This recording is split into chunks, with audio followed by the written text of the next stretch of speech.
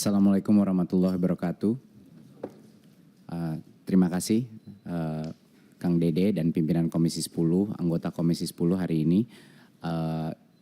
Hari ini kami akan mencoba menjelaskan beberapa prinsip-prinsip dasar secara singkat mengenai kebijakan ini.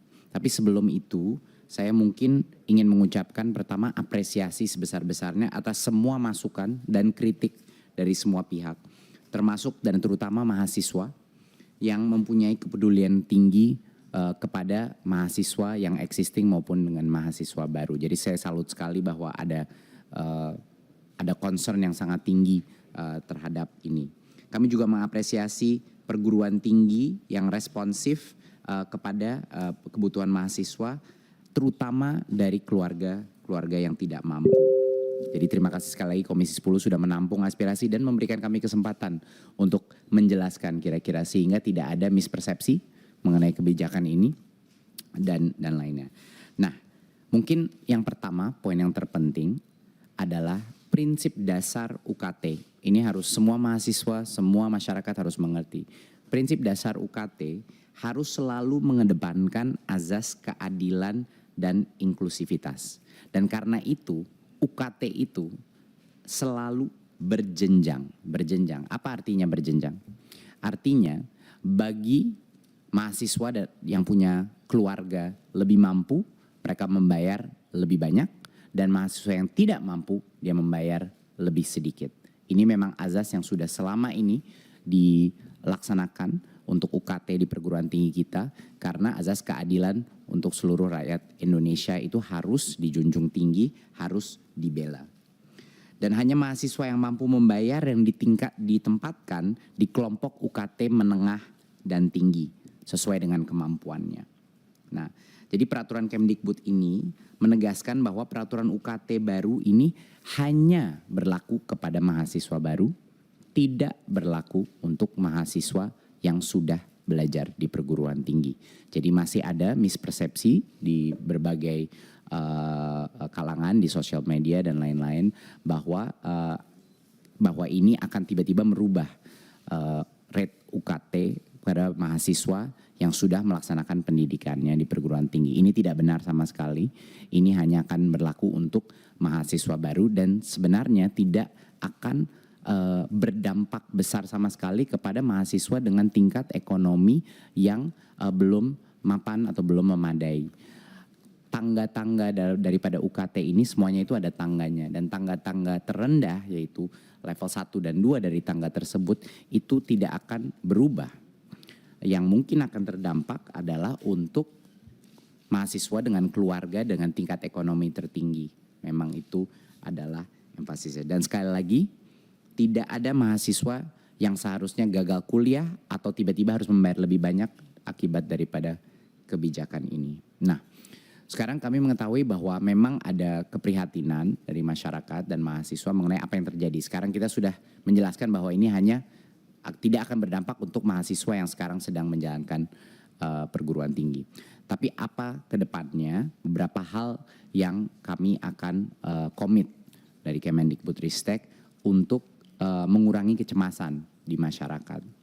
Yang pertama, menurut saya salah satu hal yang harus kita lakukan adalah memastikan bahwa universitas-universitas, terutama perguruan tinggi negeri, untuk memastikan Kemendikbud punya peran yang sangat kuat untuk memastikan kalaupun ada kenaikan harga, bahkan untuk tingkat atau tingkat ekonomi yang lebih tinggi, bahwa peningkatan itu rasional dan masuk akal.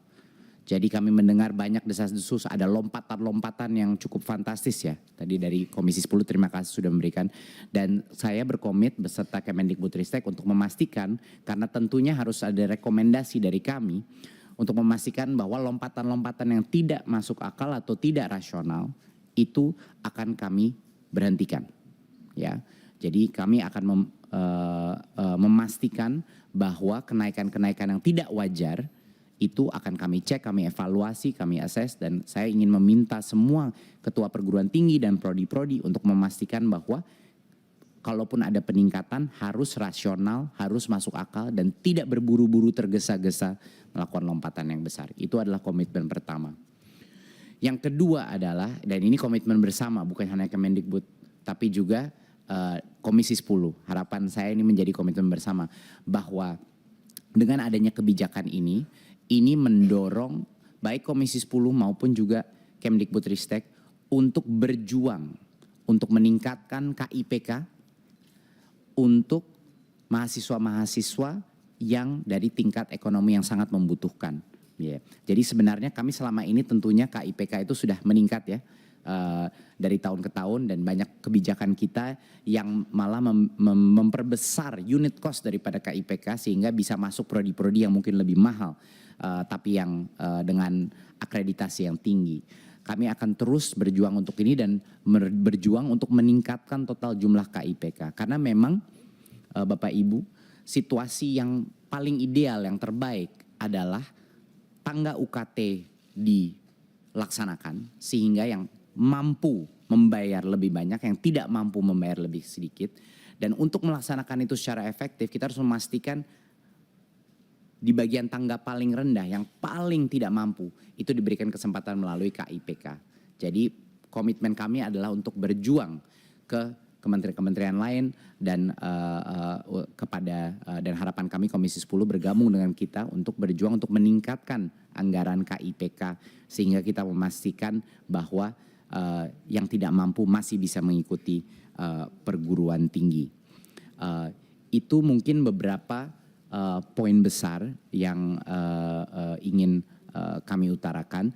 Tentunya setelah ini Ibu Sekjen akan menjelaskan sedikit mengenai postur anggaran kita, di mana masih juga banyak sekali mispersepsi di masyarakat mengenai berapa sih anggaran yang dikontrol oleh Kemendikbudristek. Ini sudah kita ulang beberapa kali ya, tapi mungkin karena di sini juga ada banyak teman media, ini bisa diperjelas sekali dan masyarakat dan mahasiswa akan mengerti bahwa yang di bawah Kemendikbudristek itu hanya proporsi yang kecil dari total anggaran pendidikan yang dikelola sebagai total kepemerintahan. Lalu setelah itu Pak Haris Dirjen Dikti akan menjelaskan sedikit lebih mendetail mengenai bagaimana kebijakan ini akan diimplementasi. Tapi sekali lagi saya ingin mengapresiasi semua masukan. Saya tahu banyak kecemasan yang mungkin berdasarkan informasi yang mungkin tidak semuanya informasinya benar, tapi juga banyak kecemasan juga mengenai bagaimana keadilan dan afirmasi di sistem perguruan tinggi kita. Dan menurut saya itu adalah kritik dan masukan yang sangat valid, dan saya senang sekali bahwa banyak mahasiswa mengambil tindakan untuk menyuarakan pendapat ini sehingga mendorong kita untuk lebih berjuang lagi untuk mahasiswa di Indonesia.